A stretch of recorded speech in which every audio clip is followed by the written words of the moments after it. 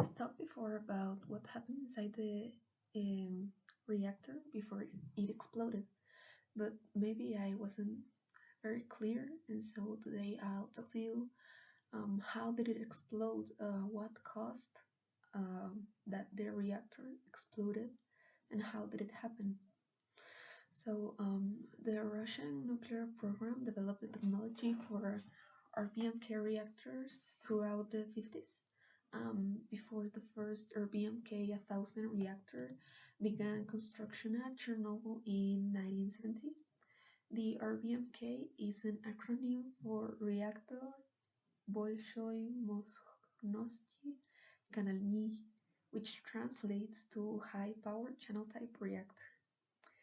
In the simplest terms, the reactor is a giant tank full of atoms, the building block that makes up everything we see. They are themselves composed of three particles that are protons, neutrons, and electrons. In a reactor, the neutrons collide with atoms and they split them apart and they generate heat in this process that is known as nuclear fission.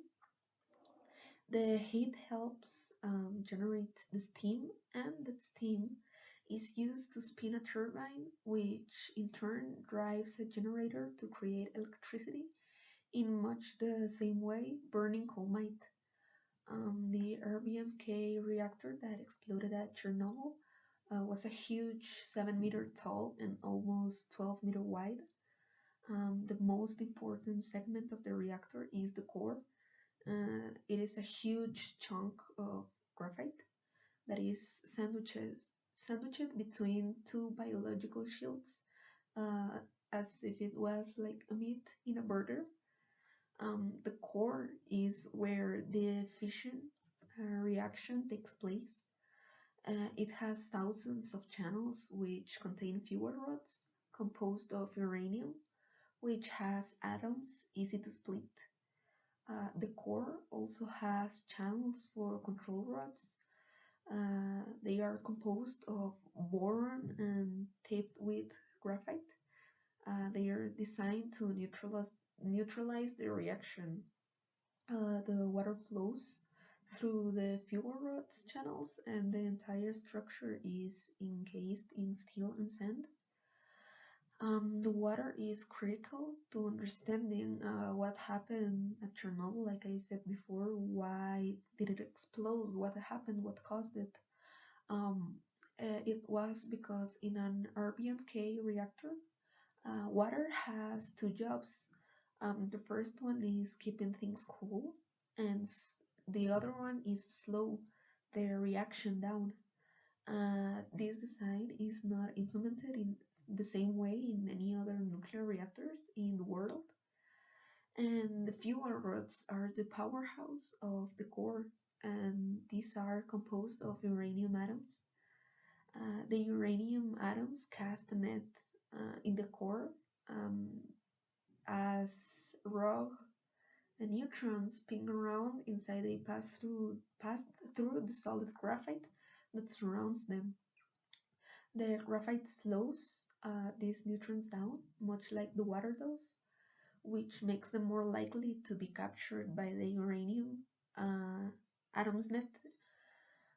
Colliding with this net can knock more neutrons loose, and if the process occurs over and over in a chain reaction, it creates a lot of heat, and thus the water in the channel boils, turns to steam, and is used to create power.